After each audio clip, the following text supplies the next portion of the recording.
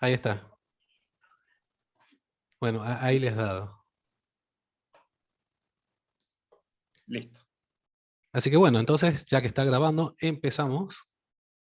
Y primero que todo, bienvenidos a todos a este espacio donde desde el Colegio de Psicólogos de Tucumán y desde la Comisión de Jóvenes Graduados del Centro y del Sur, se propone un nuevo ciclo de charlas con el objetivo de brindar herramientas a los graduados recientes y a los estudiantes avanzados de psicología en lo que es el inicio de las prácticas. El miércoles pasado terminó el primer ciclo de charlas, que estaba bajo el nombre o bajo la temática de alcances y límites del diagnóstico estructural en psicología, ciclo que contó con 3 encuentros. El primero titulado acerca de la psicosis y su tratamiento posible, a manos de la licenciada Adriana Casanova. El segundo encuentro bajo el nombre Neurosis, estructura oposición, cómo pensar en la cura, brindado por el psicólogo Sergio Hernández. Y finalizando ese ciclo de charlas, se presentó el trabajo titulado La categoría clínica de la perversión y su diagnóstico desde el psicoanálisis, a manos de la psicóloga Silvina Dorado. Este ciclo de charlas, que abordaban el trabajo con las 3 estructuras pensadas desde el psicoanálisis, neurosis, psicosis y perversión, pueden verla en el aula virtual pública en la web del Colegio de Psicólogos de Tucumán. Y hoy comenzamos con un nuevo ciclo de charlas, pensado con la temática, con el nombre de los inicios en la clínica. Y tiene como objetivo sacar las dudas o abrir un espacio a preguntas sobre esto de cómo empezar la práctica como psicólogo o qué cosas hay que tener en cuenta. El día de hoy va a dar inicio a este nuevo ciclo de charlas la licenciada Mariela Garbich. Ella es miembro del Gabinete Psicosocial del Poder Judicial y es profesora de las materias de ontología y psicología jurídica en la UNSTRA. Además, es profesora de psicodiagnóstico en la residencia de psicología de Ciprosa, en el Hospital Obarrio. Le agradecemos, por supuesto, de antemano su buena disposición para brindarnos su tiempo y su conocimiento, sobre todo. Y nos ha preparado para hoy un encuentro titulado El informe psicológico en los diferentes ámbitos.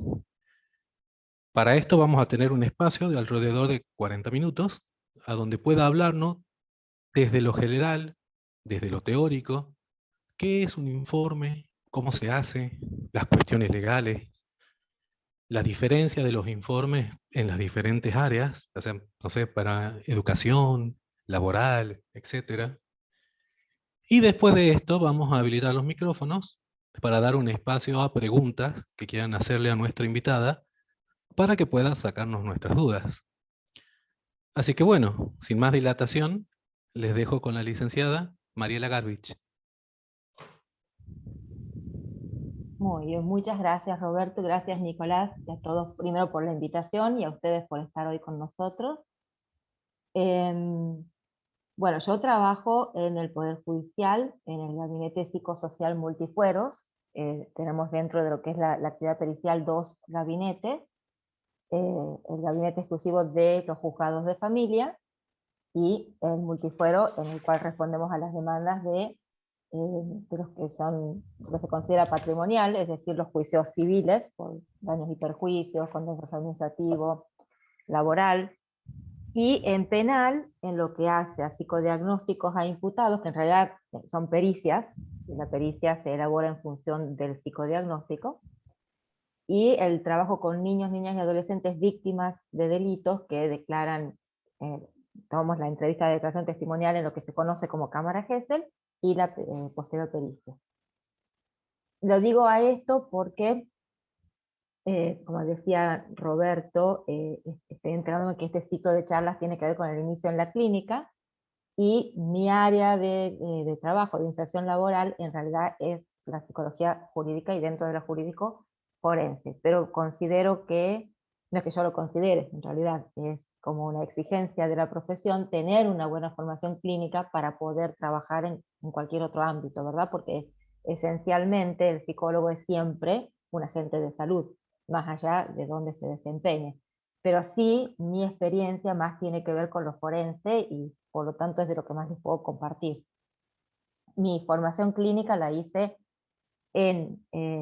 antes de recibirme en lo que eran los practicantados del CIPROSA en la maternidad, y posteriormente, luego de recibida, hice la concurrencia en psicología clínica en el Hospital Argerich en Buenos Aires, en el equipo de psicosomática y luego en la rotación por diálisis y trasplante renal y cardíaco. Así que esa fue la experiencia clínica que tuve previa.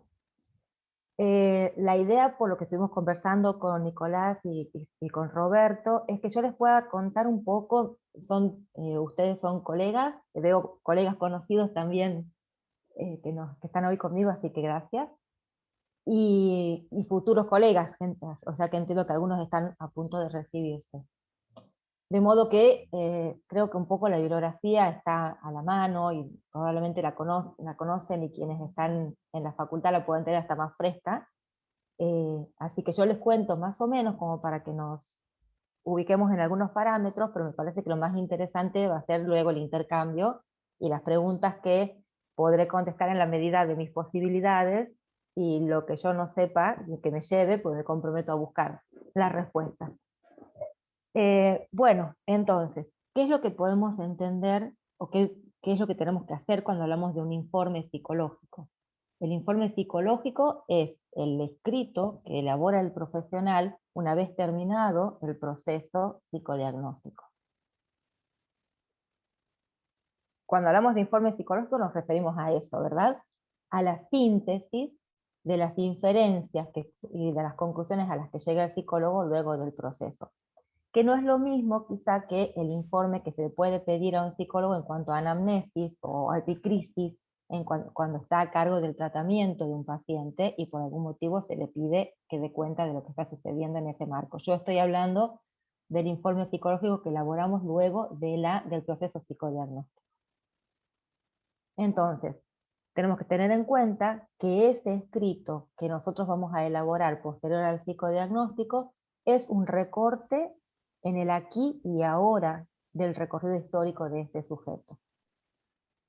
En el abordaje de esa personalidad, de esa subjetividad, en el encuentro con esta persona, nosotros no sabemos qué es lo que vamos a poder luego dar cuenta en el informe. Tenemos que tener una postura abierta y de escucha y de estimular y de disparar algo en esa subjetividad para poder luego tener el material que vamos a seleccionar para el informe. Es decir, que las técnicas psicológicas que vamos a utilizar, yo entiendo que son disparadores, son estímulos. Uno va a tener siempre este cuidado y esta autovigilancia de manejar el encuadre de trabajo de tal manera que todo lo que surja sea la conducta del sujeto que estamos conociendo.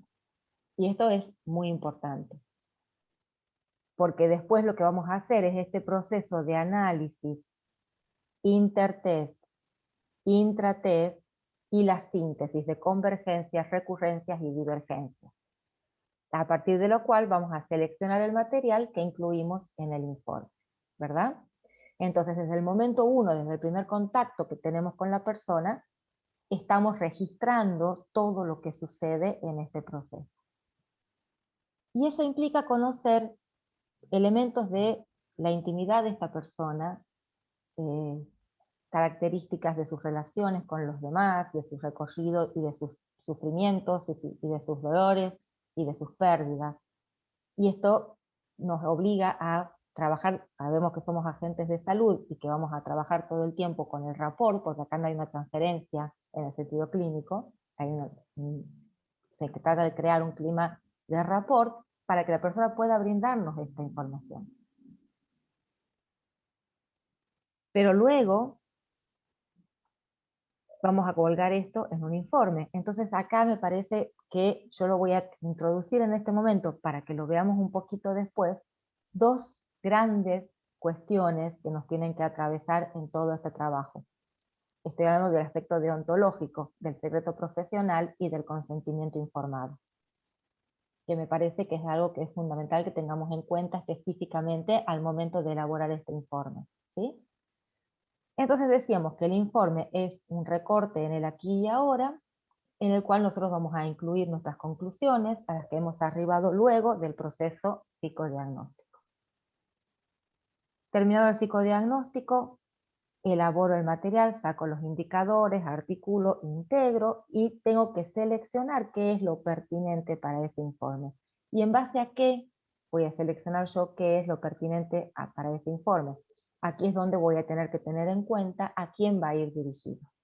Por eso hablamos del informe en los diferentes ámbitos, porque no es lo mismo escribir un informe para el maestro o la maestra o la directora de la escuela que para quien me ha delegado un proceso de selección de personal en una empresa, o para el juez o para el fiscal en el caso de una pericia, para el Poder Judicial, y tiene dentro de lo que es el aspecto, digamos, el ámbito jurídico, tenemos los diferentes fueros, ¿sí? No es lo mismo el informe para un juez de familia que para el área penal o que para el área civil, tiene características diferentes.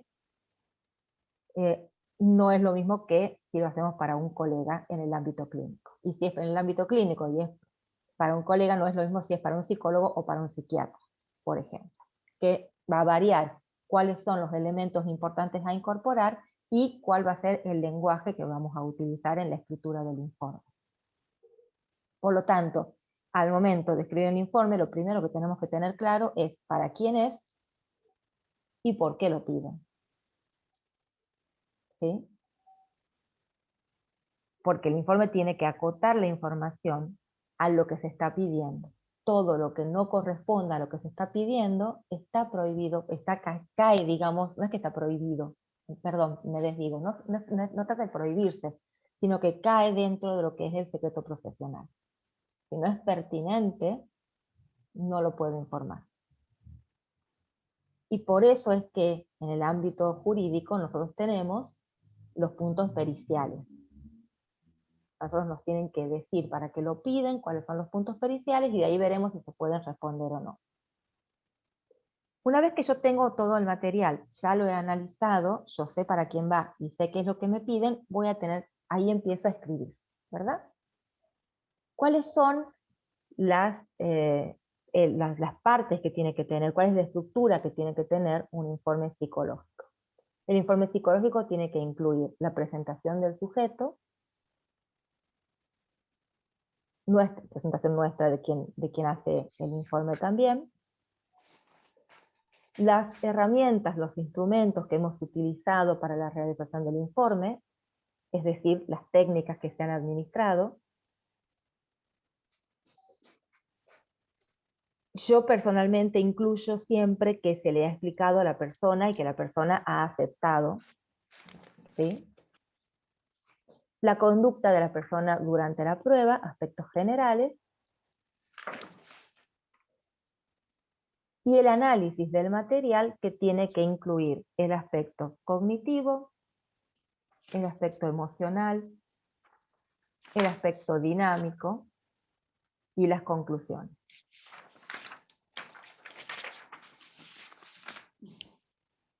Obviamente, y esto creo que lo sabemos todos los que estamos acá, la personalidad, la subjetividad del sujeto no se divide en aspectos cognitivos, emocionales y dinámicos, ¿sí? Pero es una estructura, un orden que uno trata de dar para poder expresarlo de manera coherente y lógica y que le resulte comprensible a quien luego lo va a leer. Entonces vamos a incluir en el aspecto cognitivo lo que tiene que ver con el potencial, con las funciones básicas yoicas, de memoria, atención, concentración, razonamiento, el potencial cognitivo y las capacidades de aprovechar lo que tiene el sujeto, porque muchas veces aparece un buen potencial, pero que no lo puede aprovechar por algunas cuestiones que pueden tener que ver con algo orgánico o con algo emocional, el tipo de abordaje que hace de la realidad, si es un abordaje generalizado de la realidad o si es más bien parcializado. Es que esto tiene que ver con el modo en que abordamos las situaciones, ¿verdad? Que algunos pueden ir de lo general a lo particular o de lo particular a lo general, pero lo importante es si puede integrar los diferentes planos o hay alguna dificultad en esto. Cuando hablamos de lo dinámico, estamos hablando de los puntos de conflicto y los mecanismos a los que apela y si les resultan o no operativos, si les permite desempeñarse en general en su ámbito o tiene dificultades con esto, el tipo de vínculos que establece. Y en las conclusiones, en general, uno apunta a lo estructural, pero lo importante es más que si uno puede hacer un diagnóstico de estructuras, que estaremos todos de acuerdo en que no siempre se puede hacer y que no es algo que uno lo pueda determinar en un informe, en un proceso psicodiagnóstico, sino cuáles son las características de personalidad que hemos observado en el sujeto a entrevistar.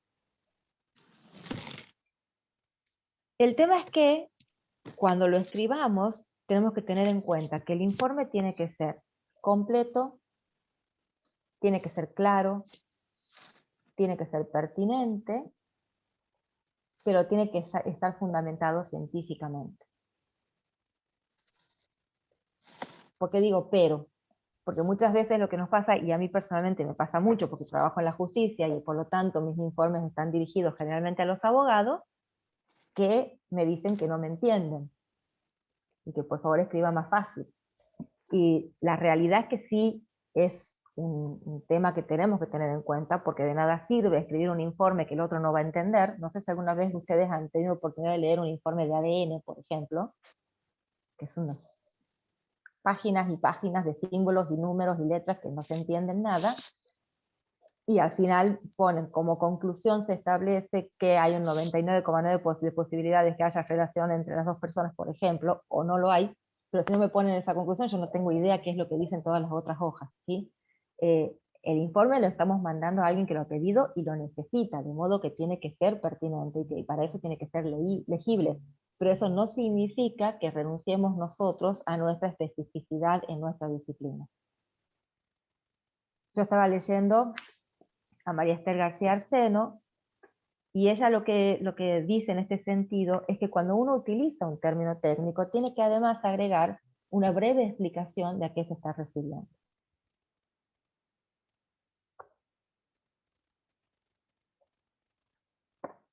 Decíamos que no es lo mismo hacer un informe para la escuela, para un colega, para un abogado o para el ámbito laboral. Yo estoy tomando también a García Arseno, que ella lo que hace es, más que nada, es como una guía práctica de cómo escribirlo, lo que ella dice, ¿no? Ella dice que para un colega se redacta en un lenguaje técnico, o sea, yo a un colega le puedo hablar de series complementarias, de resignificación, de puntos traumáticos, de puntos conflictivos, de nudos conflictivos, de neurosis, de psicosis, de rasgos, y me va a entender. No necesito tener tanto cuidado en la palabra porque sabe de lo que le estoy hablando. Con referencia concreta al material de test del cual extraemos tal o cual conclusión, que ese es un punto que yo, por ejemplo, no utilizo en la justicia, ¿no? Esto de decir cuál es el indicador sabemos que no hay ninguna inferencia, y esto es muy importante, ninguna inferencia se sostiene en un solo indicador, ¿sí? Para que yo sostenga o tome una inferencia del material, se tiene que sostener en el entrecruzamiento discursivo, tanto de las técnicas como de lo discursivo, que es lo verbal más lo no verbal. De modo que si a mí me preguntan de dónde saco yo en el informe cuando pongo determinada cuestión, mi respuesta va a ser del análisis del material clínico recogido. Nunca de un solo indicador. Pero yo a un colega la puedo referenciar a un indicador o a una técnica en particular. Le puedo decir que surgen elementos que darían cuenta de conflictiva a nivel de la sexualidad y poner entre paréntesis shock en lámina 6 de Rorschach. Y mi colega va a saber qué quiere decir shock en lámina 6 de Rorschach y va a saber que yo no digo que hay una problemática a nivel de la sexualidad porque hay un shock en esa lámina. ¿Se entiende? Es uno de los indicadores que dan cuenta de esa inferencia. Ahora, si yo en la justicia pongo eso, la siguiente, como me pasó, ¿no? Que creo que fue en un juicio oral. No sé qué habrá pasado antes, yo no sé si en otro juicio algún colega lo dijo, no sé de dónde lo sacó. pero hubo un juicio donde la fiscal me preguntó cuál fue la respuesta del sujeto a la lámina 6 del Roger. Porque obviamente para ella eso equivalía a algo, ¿sí? Entonces, por eso, es como que uno le da información a gente que no tiene el conocimiento para recibirla y para interpretarla. Y nosotros, como psicólogos, somos responsables también de defender nuestra profesión y la defendemos en el acto, en la acción concreta en nuestro desempeño laboral. Entonces tenemos que resguardar estas cosas.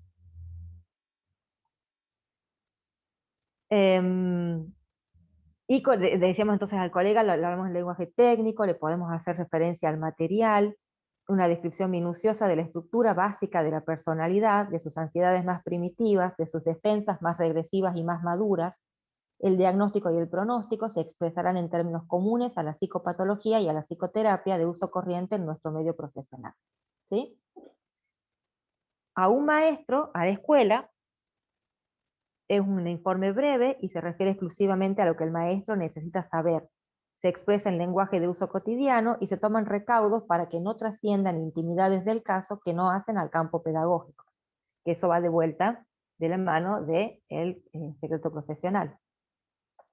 Más adelante en el libro, ella cita un caso en el cual un niño tenía problemas en el colegio y durante el abordaje psicodiagnóstico lo que aparecen son conflictivas vinculares en relación a la pareja parental, que afectaban al niño y producían que tenga un bajo rendimiento escolar, pero que no había ningún tipo de problema cognitivo o intelectual o de ningún otro tipo en el niño. Y el informe que ella escribe dice, denme un segundo. Les puedo contar que estoy muerta de frío y que mi calefactor todavía no ha empezado a calentar.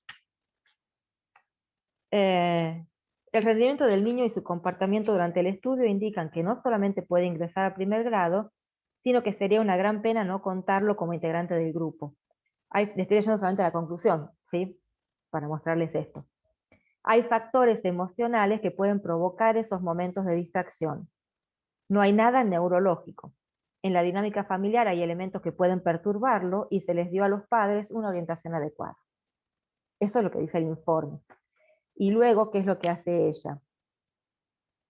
Habla con los padres, les muestra el material que sostiene esta inferencia de que no hay ningún problema maduracional o intelectual en el niño, que se queden tranquilos en ese sentido, y luego, dice ella, nos abocamos a hablar de los problemas de ellos, de su incidencia en el hijo, y los derivé a un terapeuta de pareja. ¿Sí? Es decir, en el informe incluimos lo que necesita saber quien lo ha pedido, lo demás le corresponde al sujeto. Y se lo devolvemos, porque somos agentes de salud y damos la orientación correspondiente. A un abogado. Y ahí, Dios mío. Dice, en estos casos es cuando más cuidado debemos tener con los términos que utilizamos y la información que brindamos. Generalmente se trata de una pericia que tendrá que ver con alguna sentencia y por lo tanto el trabajo es complicado, sobre todo en el ámbito penal. Y además de la dificultad que tiene el hecho de que sabemos a dónde va dirigido y cuál puede ser el efecto que tenga en la persona, se suma las características con las que se presenta el sujeto a la pericia. Porque el sujeto se presenta generalmente a la pericia en una situación de desconfianza, de cautela. No es la misma situación que cuando uno consulta porque a uno tiene un problema y queremos saber qué nos pasa y qué nos conviene hacer o cómo podemos proceder. Acá generalmente llegan mandados y con algún interés. En el ámbito penal vemos a la víctima o al imputado. Y en el ámbito civil generalmente vemos al actor, que es quien está haciendo una demanda para recibir un resarcimiento por un daño parecido. Por lo tanto viene con un interés en demostrar un daño que puede ser o no, menor al que él enuncia. ¿Se entiende? Vienen entonces dentro de lo que es la tarea en el ámbito judicial, en el ámbito civil, se trabaja mucho con la necesidad de detectar si hay simulación. Simulación, metasimulación, sobresimulación y disimulación son conductas que pueden tener los sujetos para engañar al perito, para mostrar algo porque tiene un interés particular. ¿se entiende? Entonces también tenemos que tener cuidado con eso. El informe para el abogado debe ser expresado en términos inequívocos y con aseveraciones que no dejen margen para ser utilizadas según convenga en la causa. Una vez formulada nuestra conclusión con respecto a la duda por la cual se ha pedido el estudio, es conveniente justificar tal conclusión apoyándonos en algún punto del material, siempre expresado en términos claros y de uso corriente en el ámbito forense. Si, por ejemplo, debemos hablar de una persona psicopática, es necesario aclarar enseguida qué entendemos por ello a modo de clara definición, pues el término puede ser interpretado desde simple impulsividad hasta conductas delictivas. A mí me ha pasado de poner, claro, por ejemplo, yo uso mucho las series complementarias, ¿no? Entonces, al decir, porque en general los puntos de pericia en lo que es un accidente, una demanda de daños y perjuicios, el punto de pericia generalmente es si fulanito de tal presenta algún trastorno como consecuencia del accidente sufrido el día tanto en tal lugar, por ejemplo. Entonces, lo primero que yo tengo que decir es que yo no puedo decir si esa persona sufrió o no ese accidente, porque es una de las cuestiones que hay que deslindar, ¿verdad? ¿Con qué trabajamos nosotros? Con la realidad psíquica del sujeto, con la historia subjetiva, no con la realidad de los hechos. Cintia, sí, se está grabando la charla. Dijeron que queda después en el canal del colegio, ¿así han dicho, Nico?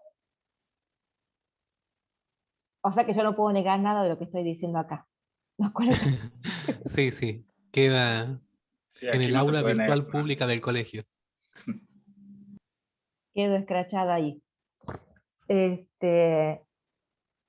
La realidad psíquica, digo, no la realidad material. Entonces lo primero que yo hago es aclarar eso, que las conclusiones a las que yo llego tienen que ver con la realidad psíquica de este sujeto. Que yo no puedo aseverar hechos materiales. Hechos materiales quiere decir lo real en términos de realidad cotidiana, ¿verdad? Y luego que nunca hay a nivel de la subjetividad una relación causa-efecto. Siempre cuando hablamos de la subjetividad hablamos de la pluricausalidad y hacemos referencia al concepto de las series complementarias. Entonces esto yo lo suelo poner en los informes y aclaro que esto tiene que ver con que la personalidad de base se conforma en realidad la historia, en relación, perdón, a la historia vital del sujeto, a todos los factores endógenos, digamos, que luego entrarán en articulación con el factor endógeno, que es el estímulo externo que impacta, produciendo determinado efecto. Pero ese efecto es el resultado del interjuego de todos estos factores. Y en este contexto, al momento de las entrevistas, que esto es algo que nunca nos tenemos que olvidar, es un recorte, decía yo al principio, en el aquí y ahora de la historia vital de un sujeto. Entonces, al momento de las entrevistas, se advierte pérdida del equilibrio anterior, sin haber podido obtener un equilibrio nuevo, los factores, los mecanismos de defensa a los que apela son de tal orden y están resultando más o menos efectivos. ¿Sí? Y entonces, cuando yo pongo esto en el informe de la pluricausalidad, me piden, porque luego viene el pedido de aclaración, que yo nombre cuáles son todos esos factores. No, porque es como hay una ansia, un hiato en el discurso jurídico respecto del discurso psicológico, que es una tensión permanente en la cual nos desenvolvemos cuando nos desempeñamos en estas áreas. Entonces, bueno, uno tiene que tener cuidado de ser claro, pero no perder la especificidad. Y se aclarará, si se pide, se lo aclara. Pero a veces no hay otra manera de decir las cosas. En el ámbito laboral, bueno, es quizá el ámbito que menos conozco. Si hay alguien que se desempeña en el área, capaz que nos pueda decir si estoy muy equivocada. Lo último que yo había leído del ámbito laboral es la selección por competencias, pero más allá de eso, del concepto de capital humano, ¿verdad? Más que de recurso humano, capital humano, sí, cuando hacemos una selección de personal, con seguridad vamos a tener que hacer una selección en función de lo que es deseable para el puesto para el cual se está buscando. Es decir, una persona no está bien o está mal, ni tiene indicadores buenos o malos, sino que se adecua más, en mayor o menor medida al puesto que se está buscando. Entonces, lo que le interesa a quien nos pidió el informe es si presenta esas características o no. Y es lo único que tenemos que informar. No le importa al empleador cuestiones que tengan que ver con la intimidad de esta persona que nosotros hemos entrevistado. Pero nosotros no tenemos cómo saber si esta persona presenta o no esas características si no hacemos un estudio de la personalidad. Y justamente porque la subjetividad está plurideterminada, no es que uno abre el cajón donde están las competencias de este sujeto.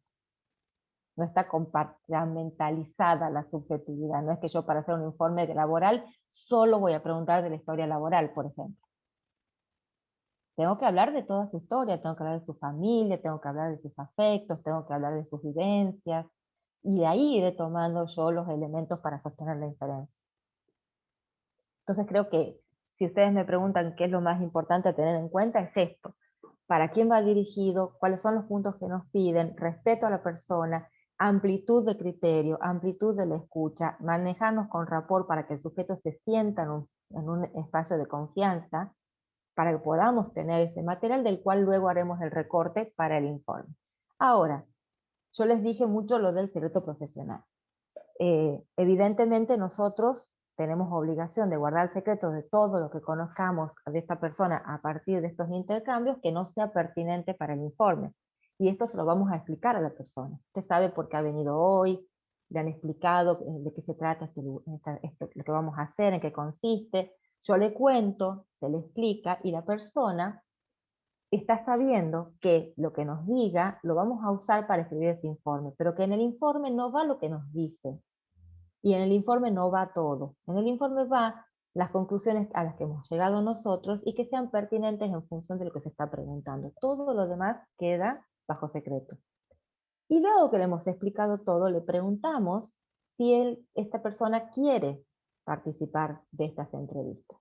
Obtenemos el consentimiento informado. Pero el consentimiento informado, no sé si a ustedes les ha tocado, creo que a todos en algún momento lamentablemente nos ha tocado tener que firmar un consentimiento médico para alguna intervención quirúrgica.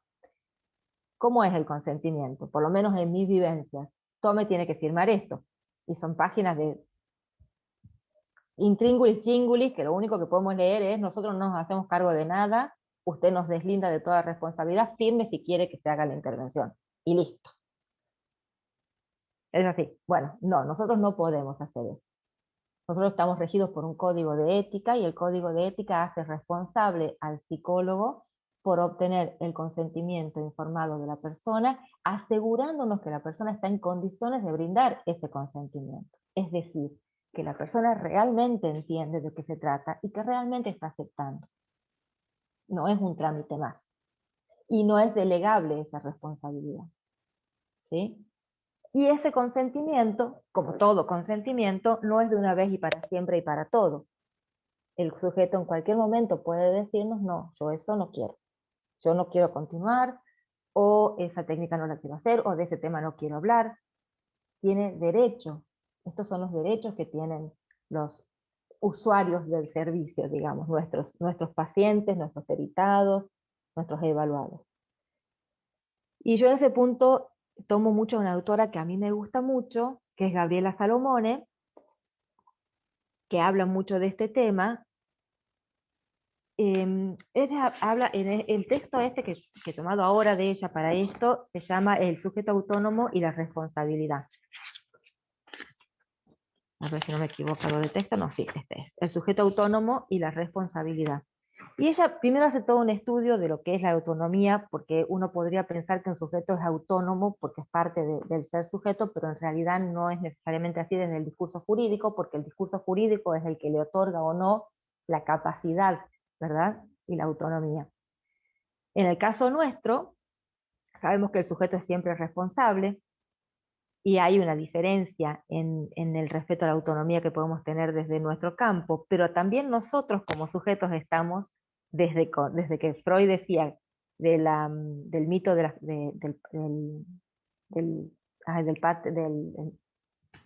totem y tabú, del mito fundacional, digamos, dice Freud que en ese acto inaugural, signado por la inscripción de una prohibición fundante, ubica también el origen de la ética.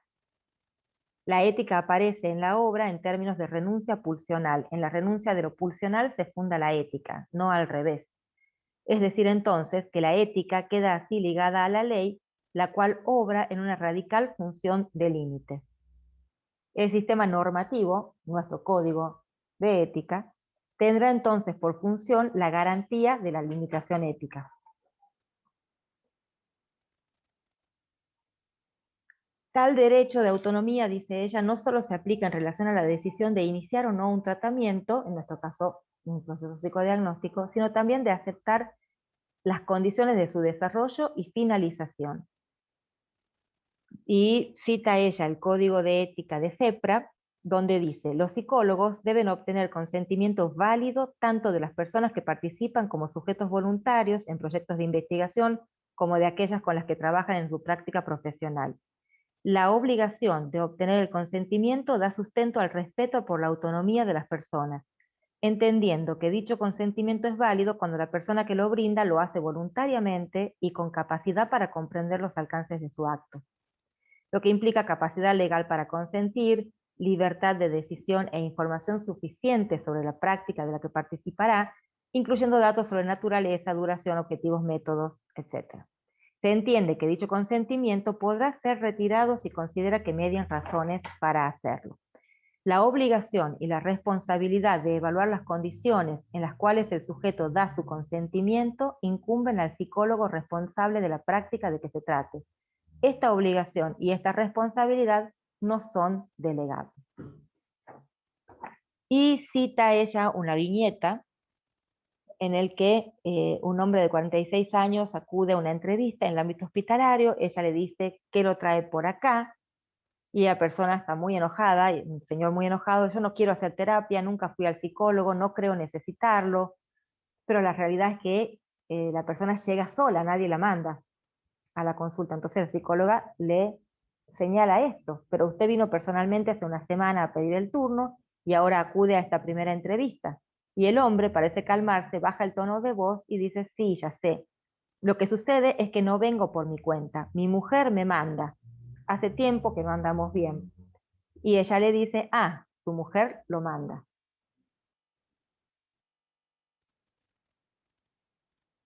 Sí, perdón, me preguntan si pueden acceder al texto. Sí, se los mando.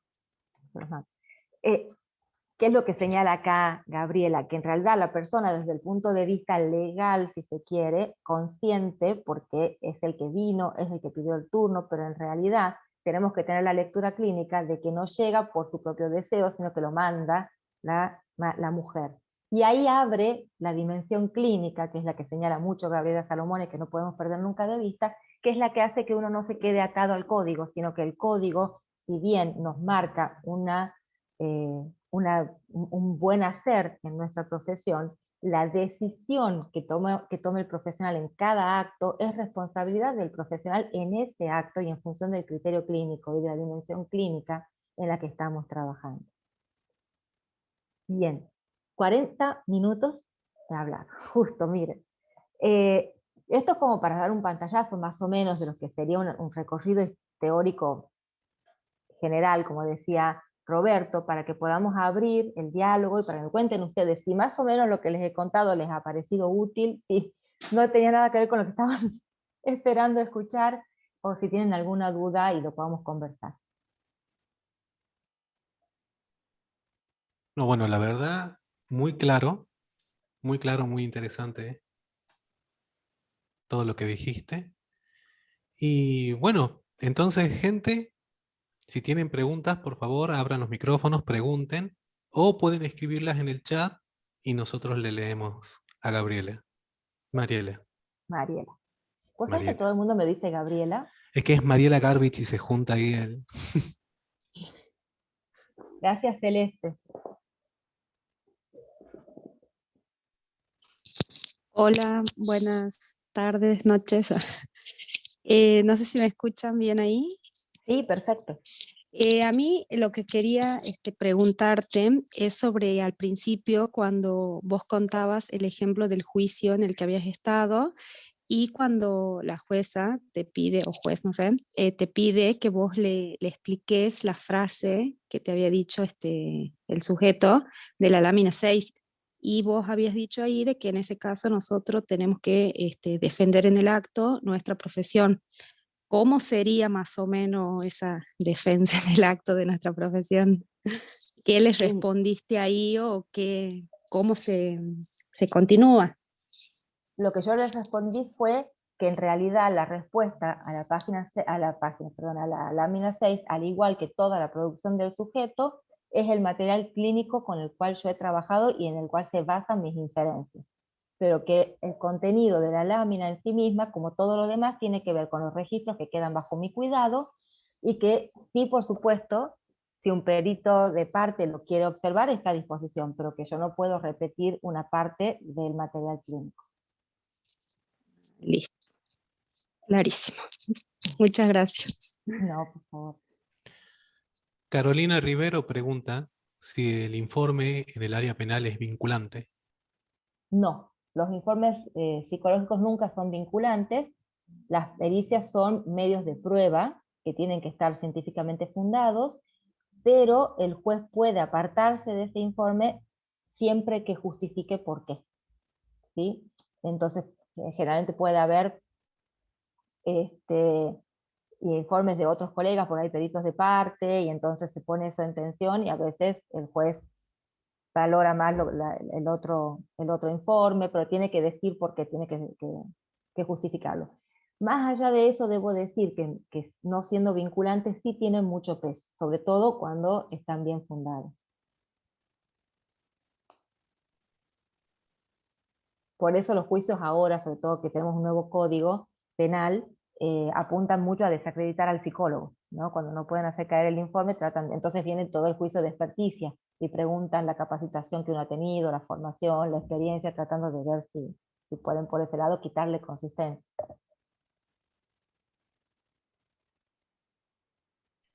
Bien, Flor Córdoba pregunta si el consentimiento informado en el ámbito clínico debe hacerse por escrito o también puede ser solamente de forma verbal. Sí, no me dedico a la clínica. Si alguien se dedica a la clínica y sabe algo que yo no sé, por favor, corríjanme, pero hasta donde yo sé no es necesario tenerlo por escrito. Es una exigencia ética nuestra, tenemos que hacerlo, pero si uno lo puede obtener por escrito siempre es mejor, porque uno nunca sabe y es un resguardo que como profesionales tenemos, ¿no? De todas maneras, creo que es algo que se registra en la historia clínica, que es algo que vamos a trabajar la semana que viene. Al menos yo lo registro así, digamos, bueno, al menos en el hospital sí está el consentimiento informado y uno hace firmar eso al paciente, pero no está de Bien. más que en la historia clínica uno ponga el paciente da su consentimiento para. Exacto, sí, eso lo ponemos siempre, ¿no? Y en los Sí. informes nuestros también. Una vez que se le explicitan los motivos de su comparencia, manifiesta su conformidad para participar en la misma o algo por el estilo. Bien, Silvia pregunta si el informe se transcribe o lo que verbaliza es sujeto. No, no. Esta es una cuestión. No se verbaliza lo que dice el sujeto porque pertenece al sujeto. Nosotros estamos dando cuenta de nuestras inferencias. Sí, quizá en algún momento uno pueda apelar a alguna frase para graficar lo que se está diciendo. Pero nunca, cuando ustedes si hacen una pericia para tribunales, nunca en el área penal cuando hacen pericia del imputado. ¿Por qué? Porque ustedes no saben en qué punto pueden autoincriminarlo al sujeto y eso está penado. O sea, eso sí es causa de denuncia penal inclusive. Y además que entran en el juego, yo por ahí en alguna oportunidad puse que dentro de los síntomas que tenía esta persona por lo que le había sucedido era que no podía pasar por determinados lugares. Y entonces en el juicio me preguntaban por eso, como tratando de sacar de ahí una declaración que no se había hecho en sede penal, hacerme decir a mí lo que ella no había dicho en la declaración, y esa no era la instancia. Para mí me servía como dato clínico. Bueno, eso. Celeste Acosta pregunta, en el momento que llega el paciente y no es por su voluntad, le tenemos que explicar que el procedimiento y procurar que sea una decisión suya, sino de caso contrario no aceptaría realizar la evaluación. ¿Sería así? A ver, en el momento que llega el paciente y no por su voluntad. No sé si está refiriéndose a la viñeta que yo nombré Puede ser. o... Claro, no. En el caso de la viñeta que yo nombré es tratar de ver qué pasa, cómo llega, digamos, ¿verdad? Claro, por Y ejemplo, si abrir es la por orden dirección clínica. judicial, uno le Claro, explica y le dice, no, no me quiero hacer. exacto, eso. Acá el hombre, claro, bien. Conscientemente él dice, yo no quiero, no me ¿Qué interesa, quiero? pero él fue el que pidió el turno, él fue el que llegó. Entonces trabajar ahí realmente porque llega y darse cuenta de que si bien él consentía, en lo manifiesto estaba consintiendo, en lo interior estaba yendo porque lo mandaban. Entonces poder despegar esas dos cosas, a eso se refiere Salomón. Y sí, esto de que tratar de que sea por su propia cuenta, sí, siempre nuestras intervenciones van a apuntar a que se manifieste el deseo del sujeto y que el sujeto se haga cargo de su propio deseo. Entonces que haya algo ahí que lo motive a ir o a dejar de ir. Porque además esto pasa mucho en tribunales, que hay esta cuestión casi diría de rutina, ¿no? De decir, inicie terapia psicológica, inicie terapia. Entonces la persona va y los colegas me cuentan, llegan y me dicen, vengo porque me manda el juez. Y no tiene nada para decir ni para trabajar. Entonces, tratar de que el sujeto se apodere de ese espacio y si no, bueno, que decida no hacerlo. Florencia Miranda pregunta, ¿a dónde? ¿Cuál es la diferencia entre el informe clínico dirigido a un psicólogo y a un psiquiatra? No, yo creo que en ese sentido no hay diferencias. La única diferencia quizá es en el lenguaje que vas a utilizar, porque un colega, nosotros, por ejemplo, en el ámbito forense, nosotros, los que estamos en mi gabinete, no usamos el DSM-4, ¿sí? Porque específicamente el DSM dice que no es para el ámbito judicial y porque es un manual de desórdenes psiquiátricos, de trastornos psiquiátricos. Pero en el ámbito clínico uno lo utiliza mucho porque facilita la comunicación. Entonces quizá un colega se puede hablar en términos de una neurosis de angustia o de una neurosis, o sí, crisis de angustia, y al psiquiatra le vamos a hablar de estrés postraumático, de acuerdo al eje que corresponda en el DSM, porque nos da la posibilidad de comunicarnos más claramente. Bien, Ezequiel pregunta, ¿cómo se devuelve un informe ante el pedido de algún fuero de Poder Judicial? ¿Cómo se devuelve el informe? ¿Cuál es la forma, cuál es el canal? ¿O cuál es la forma de escribirlo?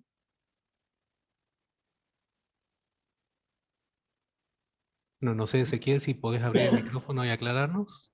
Sí. Buenas tardes. Sí, mi ¿Cómo Hola. pregunta estás? era, por ejemplo, uno está haciendo el tratamiento a un niño que fue derivado por oficio desde la Dirección de Niñez o del OBD. ¿Cuál sería el modelo o la forma de devolver ese pedido de tratamiento a esas oficinas? Claro, eso sería un informe de avances en el tratamiento, digamos, si el niño está asistiendo, si hay apego al tratamiento, ese tipo de cosas, ¿verdad? Sí, Y, sí, sí. claro, bueno, la misma, te diría lo mismo que lo que te venía diciendo, discriminar para qué lo pide, porque no es lo mismo que lo pida la OBD a que lo pida la Dirección de Familia. Entonces todos conocen, la OBD es la Oficina de Violencia Doméstica, que depende de la Corte, y la DINAIF, la Dirección de Familia, pertenece al Poder Ejecutivo y es la que ejecuta todas las medidas de apoyo, de evaluación y de seguimiento de las familias. Entonces, la OBD creería que que hasta donde sé, yo no sé que pidan informes de avances en tratamiento, pero en ese caso, acotado a eso, está concurriendo desde tal fecha, comparece a todas las citas, las citaciones o no lo hace, y si se está trabajando en función de la temática, nada más, me parece. Yo no pondría más que eso. Perfecto, gracias. Bueno, Gisela Paz acá pregunta, ¿cuáles serían las consecuencias de violar el secreto profesional? Por error, calculo yo.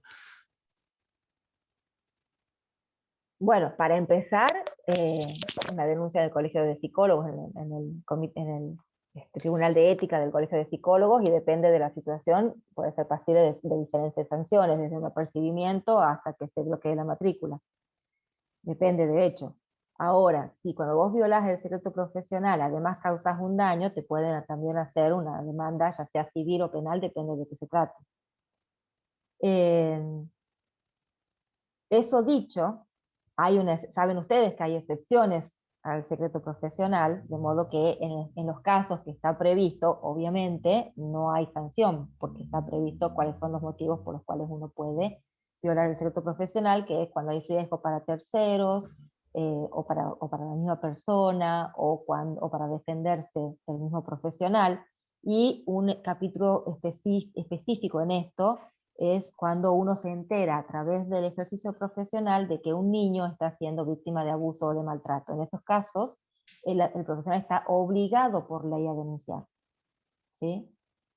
Y no es que uno tiene que tener certeza. Cuando uno tiene razones suficientes para sospechar, debe hacer la denuncia, que en realidad no es una denuncia, es un informe, poner en conocimiento para la protección del niño. Bien. ¿Dijeron algo respecto al consentimiento informado que se pide por escrito en adolescentes, creo, antes de esa pregunta, Roberto? Puede que me la haya pasado. Bueno, no era una pregunta, era sí. como una aclaración, pero está bueno, o sea, nombrarlo, Los adolescentes firman los habría padres. que ver Con esto adolescentes sí por escrito al ser menores de edad. si escrito o no escrito, qué sé yo, como les digo yo, al menos me remito a la historia clínica y lo pongo ahí, pero sí que los adolescentes pueden dar su consentimiento a partir de los 13 años, más allá de lo que les parezca a los padres. Tenemos nuestro nuevo Código Civil también, que incorpora el concepto de la autonomía progresiva, a partir de lo cual es lo que está diciendo Nicolás. Tienen derecho a dar su consentimiento. Bien. Silvia pregunta, justo con el tema, es que en estos informes orales, ¿qué resguardos podemos tener? O sea, imagino que es al no tenerlo escrito. Claro, es lo mismo, digamos, ¿no? Sí. Tener cuidado de qué es lo que se dice. Sí, muchas veces sucede, no sé si se refiere a esto, que nos piden lo que se dice un informe in voce, cuando hay una situación urgente y no hay tiempo a esperar a que el psicólogo haga el informe y lo mande, nos piden que adelantemos algo in voce. Y lo mismo, en realidad lo principal es tener cautela, más vale decir que de menos que de más en estos casos. Tener cautela, preservar la intimidad, solo decir lo pertinente, no citar lo que se ha dicho, tener en cuenta que uno ha hablado con el sujeto y le ha explicado y que ha dado su consentimiento para ciertas cosas. Bien. Bueno, Sofía Oliveira hace una pregunta específica. ¿Cómo se realiza un informe, por ejemplo, una actualización de un diagnóstico de discapacidad intelectual para las obras sociales? Yo dije al principio que yo iba a contestar de lo que sabía y que de lo que no te debo, puedo averiguar, pero no es mi área y no conozco, realmente no conozco. Sí. Y bueno, por ejemplo, Flavia consulta, ¿cómo trabaja el tema del consentimiento y la realización de pruebas psicológicas para los informes en este contexto de virtualidad? Tengo entendido Muy que en bueno. Tucumán no está permitido hacer psicodiagnóstico vía online. Nosotros Sí, no lo sí se hacemos. hace hasta para la residencia. Para la residencia estaban haciendo las pruebas psicológicas para los psicólogos a través de vía virtual y después se mandaba el material a través de un cadete. Y me interesaba cómo se elabora el informe y cómo se cuida y si hay un consentimiento o no. Por Claro. eso era mi pregunta. Bueno, lo que te puedo decir es que en tribunales, en el gabinete nuestro, nosotros no hacemos nada virtual, nada, todo es presencial. Lo único que hacemos, que yo por lo menos hago virtual, es la entrevista informativa con los padres. Cuando se trata de niños, la entrevista, porque la idea es evitar lo más posible la presencialidad, por un motivo de salud, ¿verdad? De cuidado sanitario. Entonces, lo que hace al embarazo, primeros años, antecedentes clínicos, etcétera, eso lo hago por videollamada. O llamada común cuando no están dadas las condiciones. Pero además todo es presencial. Bueno, ¿cómo se maneja el consentimiento? Me imagino que esto es extra, hay que explicarle al colega al que le están haciendo la evaluación que por las medidas sanitarias se va a hacer por la modalidad virtual y que si está de acuerdo o no. Y si está de acuerdo, bueno, queda registrado eso. Ahora, el tema de que manden el informe por cadetería, supongo que también tendrán algún tipo de medida de seguridad, digamos, de que eso se envía y que llegue tal cual como se lo ha enviado, no sé. En tribunales está todo digitalizado, los informes sí se mandan por mail, pero es por mail, de mail oficial a mail oficial. Bueno, gracias. De nada. Bien, bueno, acá tengo una de José, que primero te agradece por los aportes, y es una consulta sobre honorarios. Él pregunta que según a quien uno le pregunte, dice que equivale a tantas consultas, y otras personas a un monto específico. Otro que según el ámbito, por ejemplo, si es penal o familia. Sí, es diferente. Eso está regulado por el colegio, así que eso hay que buscarlo ahí en Sí, el colegio, en la ¿no? página del colegio están los aranceles de las evaluaciones, que son valores de referencia que se establecen una vez al año en la asamblea ordinaria anual. Generalmente se realiza entre los meses de marzo y abril. Todos los colegas están invitados a participar y, bueno, en esa asamblea se deciden entre estas cuestiones como valores de referencia para las prácticas, y el valor de la matrícula, y etcétera, digamos. Bueno, la asamblea es uno de los órganos de gobierno del colegio, además del consejo en sí. Eso. Sí, creo que el 22 de Y abril fue la sí, asamblea sí, este fue hace año. poquito, fue hace poquito. Ujú. Y respecto a los ámbitos, sí, yo sé que el fuero penal creo que es el que más tiene los honorarios más altos cuando se hace las pericias. Debo aclarar que los psicólogos, dentro de lo que es la parte judicial, hay diferentes tipos de peritos. En mi caso yo soy perito oficial, es decir, yo trabajo en tribunales, por lo tanto yo cobro el sueldo mío de tribunales, no cobro las pericias. Las pericias las cobran los peritos de oficio, que son los peritos de sorteo. Cuando termina el juicio se les regulan los honorarios. Cuando aceptan el cargo, el perito de oficio acepta cargo primero, y una vez que lo acepta puede pedir adelanto de gastos, ¿sí? En concepto del alquiler del consultorio o de los gastos fijos del consultorio, gastos de movilidad, tienen adelanto de gastos. Y luego se le paga al finalizar. Y a los peritos de parte o consultores técnicos, que son los peritos contratados por las diferentes partes, le paga la parte que lo contrató. Entiendo.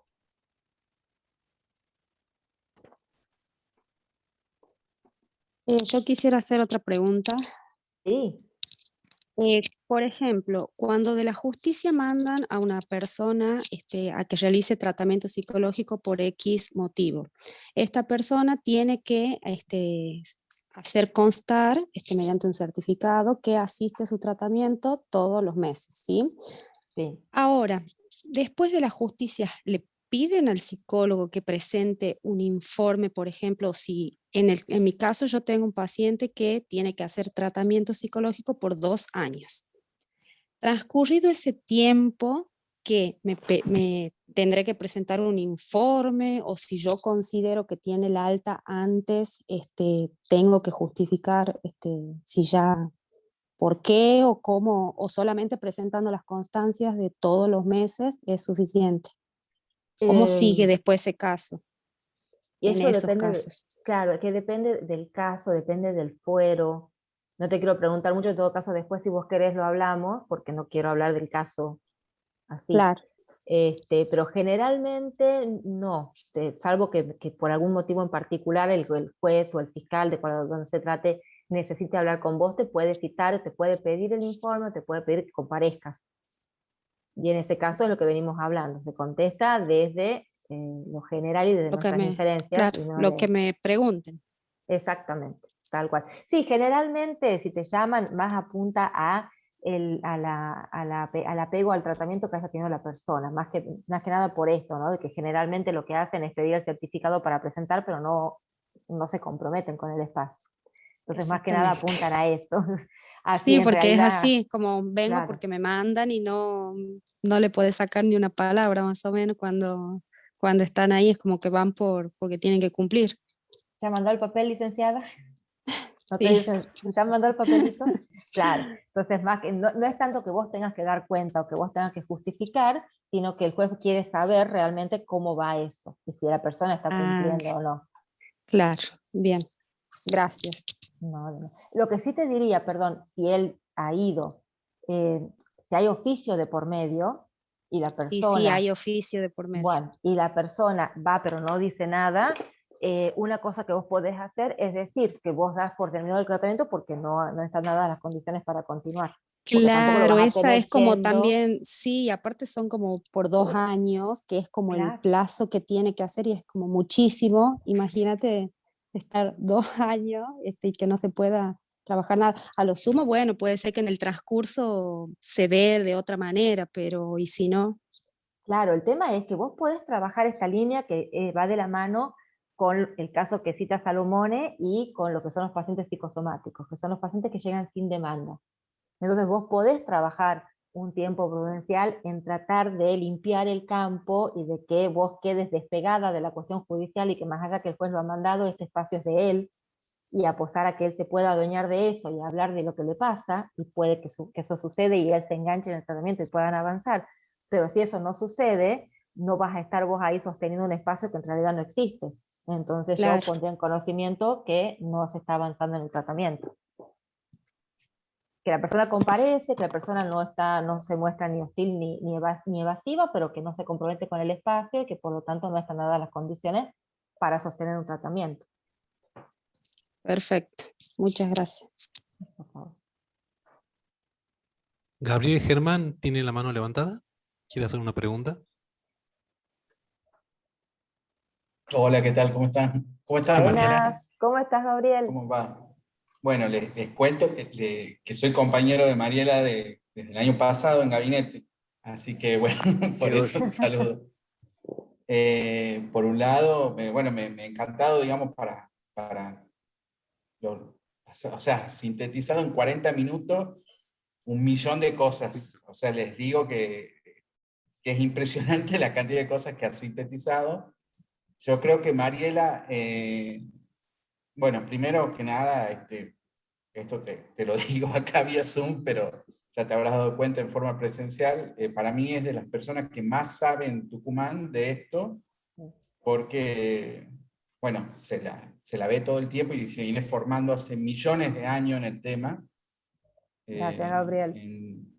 En distintas cosas, y hay algo que vos has mencionado de pasada, con el cual, bueno, si bien yo venía trabajando con pericias en forma particular, antes de pasar a ser parte de la justicia como perito, pero hay una cosa que vos has mencionado de pasada, porque digo, condenso millones de cosas, y que es muy importante, que muchas veces, a mí me pasaba los primeros años, muchas veces cuando hacía un informe a pedido de una institución escolar, me pasaba, no un informe para la justicia, sino a pedido de una institución escolar, que muchas veces se confunde o entramos en disputa con respecto por un lado, a la realidad, por ejemplo, del médico, a la realidad del docente, a la realidad del abogado, y a lo que nosotros entendemos por realidad en un sujeto, ¿no? Entonces vos has dicho, a ver, nosotros trabajamos con la realidad psíquica del sujeto. Eso es importantísimo, y eso siempre hay que tenerlo presente, porque ante la demanda del docente, por ejemplo, para una institución escolar, o ante lo que pide de aclaratoria un abogado, que muchas veces las aclaratorias a un informe pericial de un abogado sabemos que están hechas con todas las artimañas del abogado, o sea que tienen unas cuestiones así, por ahí medio otros intereses más oscuros, pero es importantísimo eso de la realidad psíquica, y tenerlo siempre presente, ya sea desde dónde nos piden, porque la realidad psíquica, primero que nada, implica eso, que no se ajusta a la realidad material, a la realidad de los hechos, ¿no?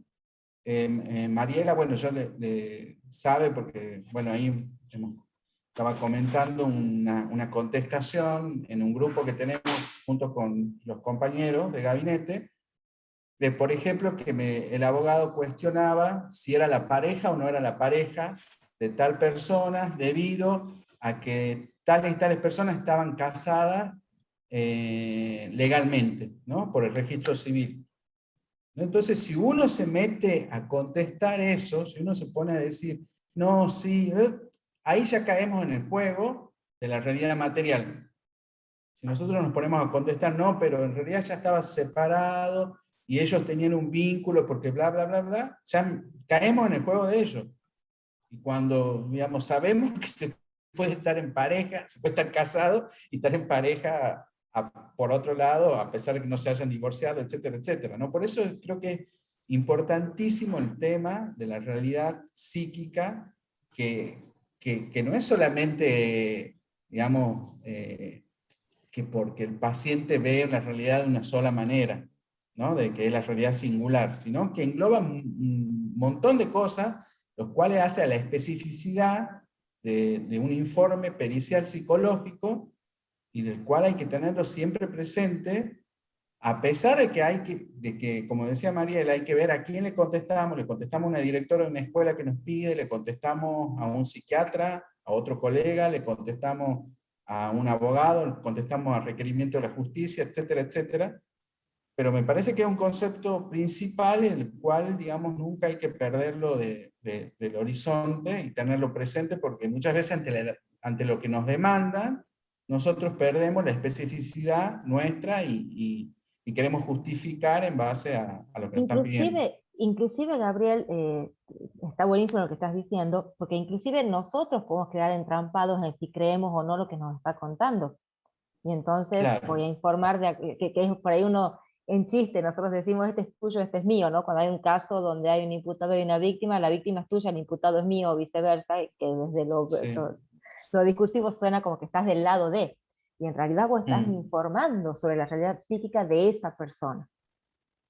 Y eso sí, es muy importante tenerlo en cuenta porque es muy fácil, en general en el ámbito judicial nos tiran muchos palitos para pisar, entonces hay que estar con las antenas bien paradas, bien atentos para no pisar palitos. Y uno de los palitos es esto, ¿no? ¿Cómo le consta a usted que esta persona era pareja de fulanito? Y entonces uno empieza, no, porque en realidad puede estar casado, pero en realidad no, que esté casado no quiere decir que, y ya nos empezamos a enredar en eso, y no es la tarea. Yo por ahí, cuando hablo con los jueces, trato de poner ejemplos cotidianos como para explicar esto, porque por un lado viene esto, ¿no? De ponernos a contestar dando por sentado la realidad material, y por otro lado, si no, nos atacan por el lado de, usted está hablando de los dichos. La pericia en general la pericia es subjetiva porque está usted hablando de los dichos. Y en realidad es subjetiva, pues se trata de subjetiva, pero del peritado, no del perito. Exacto. Y eso hay que dejarlo claro.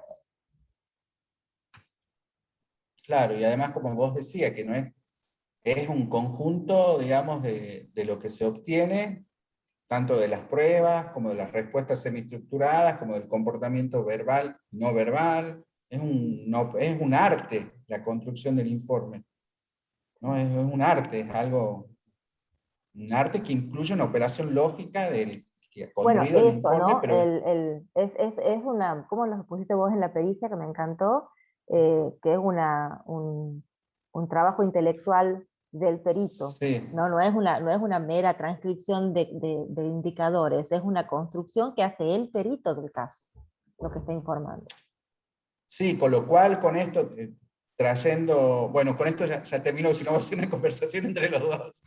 Si le interesa podemos seguir conversando. Pero esto que muchas veces que decía Mariela, a ver, ¿qué respuesta ha dado a la lámina 6 de Roya? Uno la puede hacer respetuosamente en el marco de un juicio y respetuosamente al colega, pero si el colega no ha sido parte del proceso, es como una respuesta muy abstracta, porque o sea, no es una operación matemática. No es una operación matemática, digamos, la respuesta 6 ha dicho tal cosa, entonces significa tal cosa. No, porque eso va con el conjunto de todas las concurrencias, inferencias, y que se construye a lo largo de todo el proceso psicodiagnóstico y de las entrevistas. O sea, una sola respuesta no tiene No tiene sentido. O sea, asidero. No, claro, queda si no ha totalmente sido parte del... descontextualizado. Escucha, acá hay una Claro, pregunta, perdóname Gabriel, pero sí. que la estás Dejo en repitiendo. esto. Muchas gracias. Sí, sí.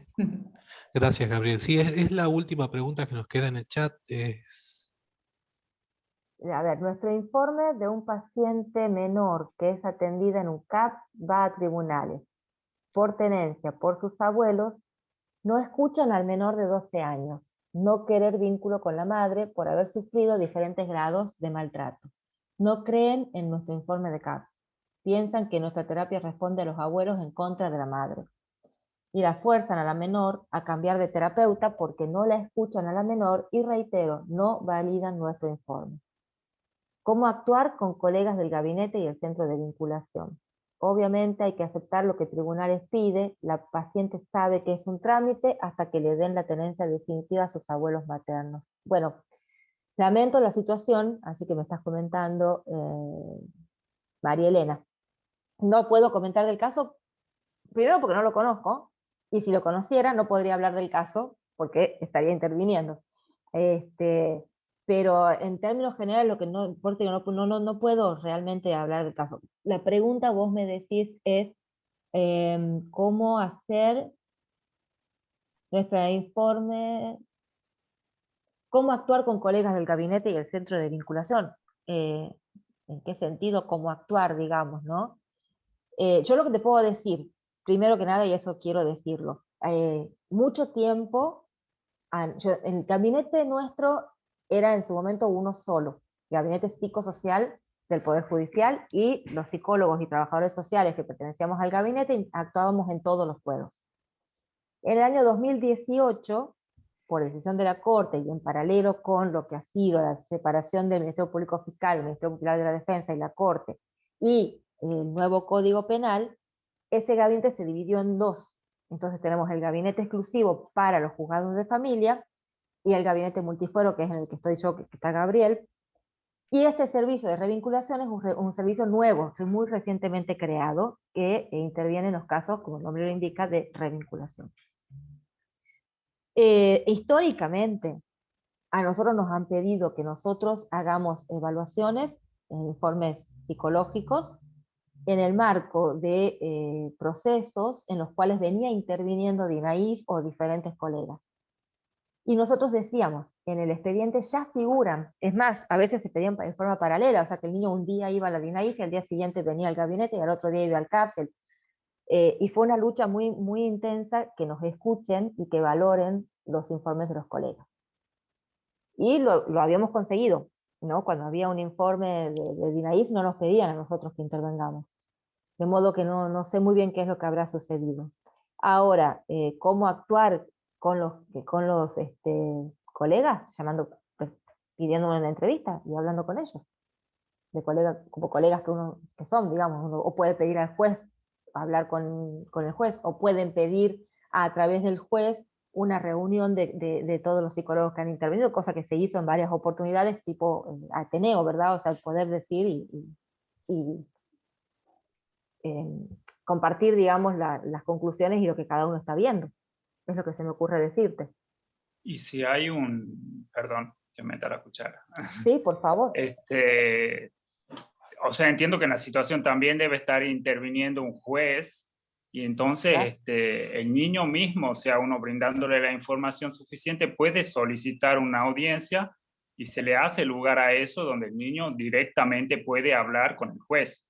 También existe una nueva figura que se llama abogado del niño, que también es algo que puede solicitar el niño. Entiendo yo, siempre uno tiene la obligación de brindarle la información de que él puede acceder a eso y que el niño tenga un acompañamiento con un abogado que pueda seguir el caso en cuestión.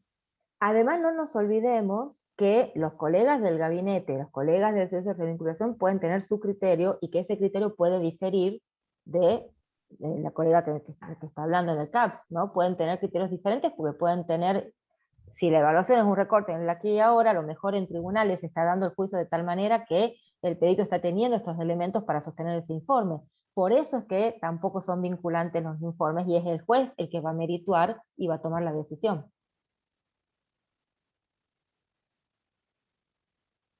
Muchas veces sucede que hay informes en contrario.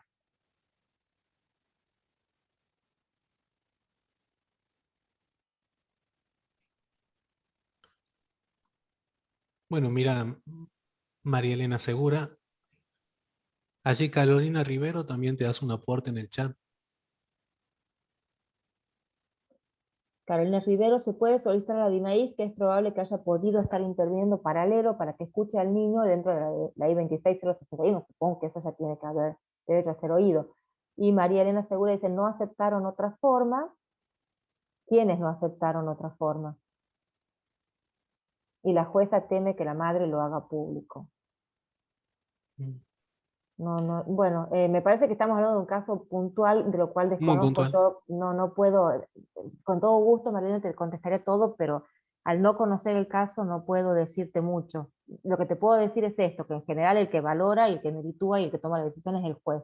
Los Bien. colegas del gabinete pueden tener un criterio y tienen que tener los fundamentos para sostenerlo, y el juez tiene que escuchar y tomar la jueza, que está diciendo que es una jueza, tendrá ella, porque además ¿no? en el expediente no está solamente el informe de los psicólogos, ¿no? También estarán informes de los maestros, de otros familiares, de los vecinos, hace socioambiental, ahí se puede pedir informes a diferentes lugares también, y generalmente el juez valora todo lo que obra en el expediente y en función de eso decide.